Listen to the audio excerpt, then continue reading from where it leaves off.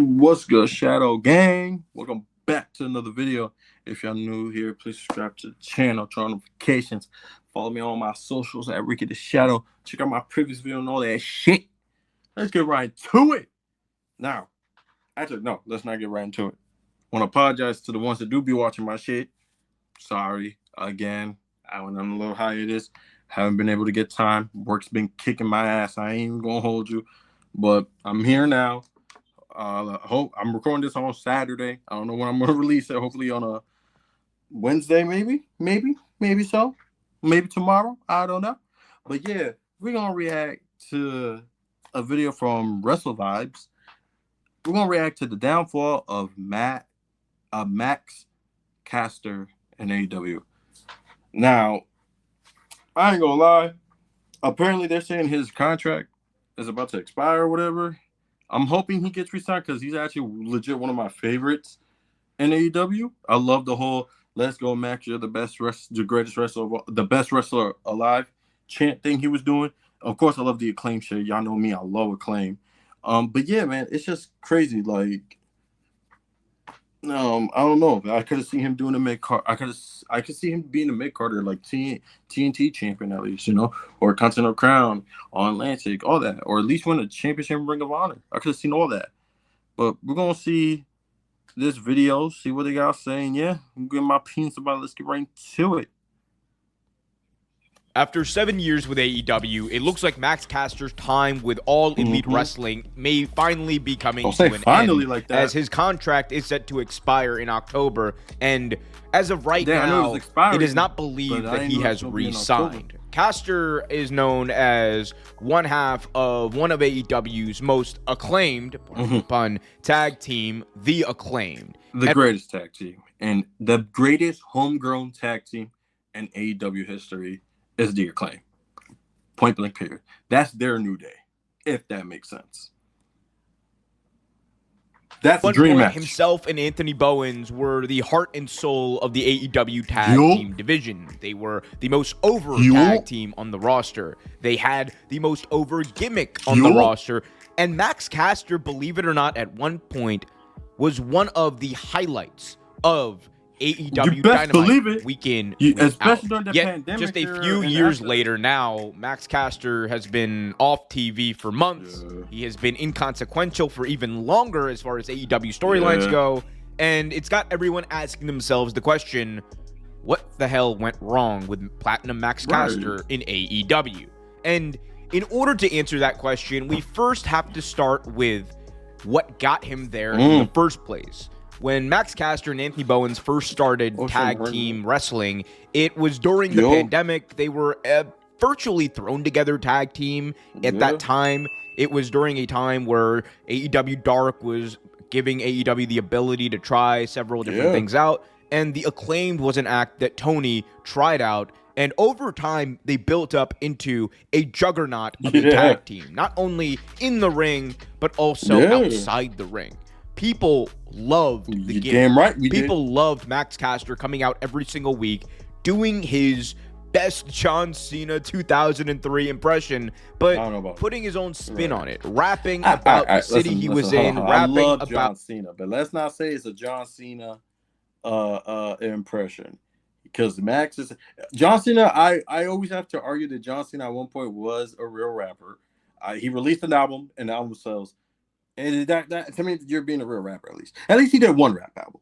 Max is actually a real rapper. Like, a lot of his songs were in AEW's Fight Forever video game. Like, every time I play that game, literally, I just hear his voice. So he's a real rapper. We can't say he did the John Cena impression, put his spin on it. I mean, of course, they're going to say that because, Cena wasn't the first one to do it, but he popularized it. 2000s, it was big. But come on now, hold on now. My boy's a real rapper. Platinum Max. Current events, rapping about some things maybe he shouldn't have been rapping about, but still. Fucking ads. I just had brisket delivered straight to my door, and it was entertaining, and for a while, it engaged the fans both in the audience and at home. And it made The Acclaim do something that you need to do in order to get over in pro wrestling, and that is endearing yourself to the audience. Once the audience feels like they know you, they love you, they respect you, it is going to be very hard for them to lose that sense of endearment and attachment. Oh, I know. I still have it. From the scissor me daddy ass days to the days of the cringe sometimes raps, the Acclaimed felt like they were a runaway freight train that had all of the momentum in the world, capturing the tag team championships, somehow rejuvenating the career of Billy Gunn. And along the way, they went from a tag team that was looked at as, you know, a bit of a joke to a serious contender. And what they found together as a tag team during that run was pure magic. There's no other way to put it. And it's what makes the downfall of the Acclaimed so weird. Because you don't know when it happened. It just felt like gradually the Acclaimed became less and less important on AEW TV. It felt like the Acclaimed became less and less over on AEW TV. And not because, and it coincided with wasn't because a time where stuff got old. It's just they were barely put on TV, and they weren't having many good feuds. That's what it was. It wasn't because their shit got old. It felt like they were just doing the same thing.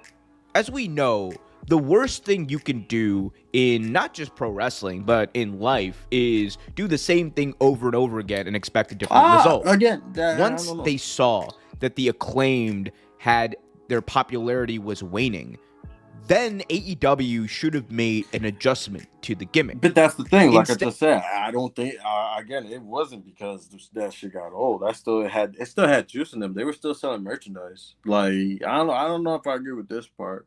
I mean, of course, was it going to get old eventually? Everything does in wrestling. No matter if it's a year, 2 years, or 5 years, or 10 years, it's going to get old.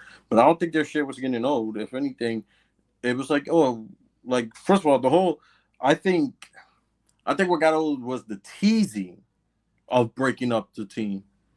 Like, they could have still done the same thing as heels, because remember, they were heels.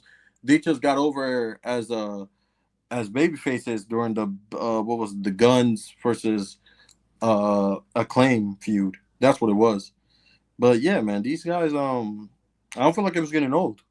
I don't feel like it. They just slowly over time had them drift apart, and there wasn't a massive breakup angle like we've seen in the past where one star was set up for success and the other one just kind of went off and did their own thing. That was similar to that. It was almost there. It was again very gradual, and we just one day saw Platinum Max Caster doing his gimmick where he called himself.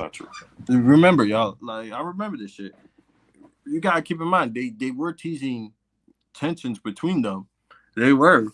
As a matter of fact, Max kept the card that MVP got him for the Hurt Syndicate, and of course he never joined, but that was like a tease and stuff like that.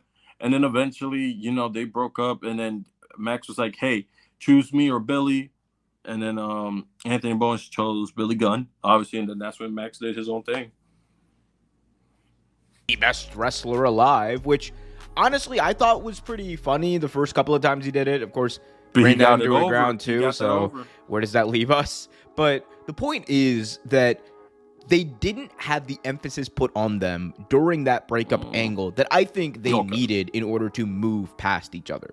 When you look at the Rockers breaking up, or Edge and Christian breaking up, or any other massive tag team breakup angle, usually that feud is what everyone is building towards. And it felt like they were at one point, but the way we got it just felt so anticlimactic, and it wasn't built up on Dynamite. It wasn't even built up really on Collision. It was just kind of these weird little spots that you missed if you looked away for more than 3 seconds. Instagram, so, them trying to reunite. In my view, I think that was another massive issue.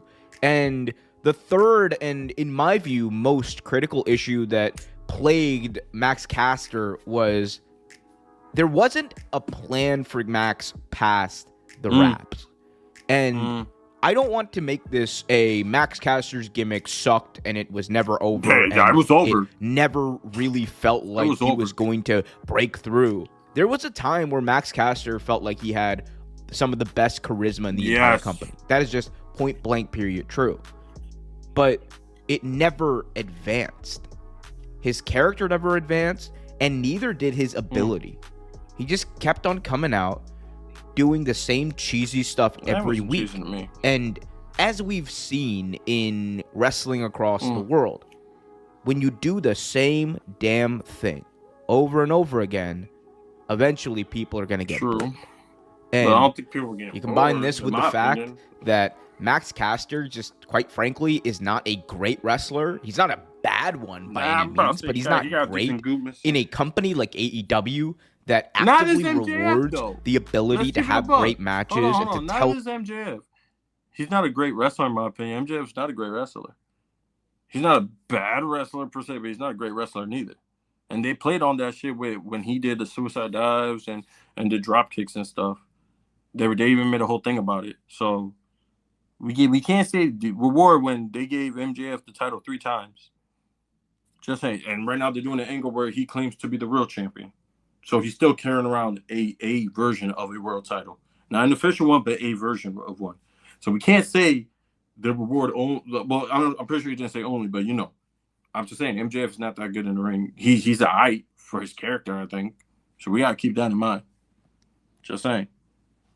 Those stories in the ring, when you don't have that ability at a high level and your ability to cut promos is waning and you don't really click with the audience, if he does the same at a certain point, they still you have to ask this question: what is there for you to do on the show? Could have been a mid-carder, bro. And I think that is the biggest piece of the puzzle now. There is no use for Max Caster on AEW TV. And therefore, I just don't believe that he is going to stay. I hope he does. I think Max has the charisma that a WWE would look for. But then you also have the issue of how are they going to package his innate, raw, and very controversial and uncensored charisma into a WWE package, because it is not going to be the same as we saw in AEW. He's not going to be doing jokes about Vince McMahon. He's not going to be doing jokes about Donald Trump. He's not going to be doing jokes about Joe Biden. How do you make this WWE friendly? You can, but you should. That's the road we have ahead of us. That's the road that Max Caster certainly probably has ahead of him. Or maybe he gets a call from Tony. They get their contract straightened out, and he stays with AEW. That one, I think, is a little less likely, but in the end, I guess we'll see. We'll have to, shit. I did like that video. That was dope. All right. So his contract's expired by October this year. My thing is, I hope he does resign. There's so many things they can do with them. I thought they were going to do the Acclaim thing, reunite them, but it is what it is. Again, I can see him as a mid-carder, dude. I was gonna make a video about Max, but I'm like, I see this video here. Let me react to it. And you know, they basically put it down. Like, what's next for him? Again, some guys just shouldn't go to WWE, and I don't think it's not because he doesn't deserve it or he's not as good to be there. I think he fits them very well. The only issue is they'll water him down like they watered everybody else, like they watered Penta. They water Ray Phoenix. They water Ethan Page. They do that shit. They love to take good shit and just water it down and make their own version so they can take credit for it. From the name to the everything. Sometimes the only time I ever seen them, like, really people keep their presentation from other companies like AEW is with Cody, Shawn Spears, and them. And that was because before they were already somewhere else. Before they were already in WWE. Like, look at Matt Cardona. We do him as Zack Ryder. Motherfucker became Matt Cardona, came back for Zack Ryder one night, then boom, and now he's Matt Cardona. And he ain't doing shit. They water his ass now. He does not feel important at all. But it is what it is, man. I hope Max resigns. I hope Tony calls him up, resigns, negotiates something. We see him on TV again. He could be a good mid-carder player. So, yeah. But that's all I got for y'all. Like, comment, subscribe, turn on notifications. And I'll catch you on the next one, man. Peace.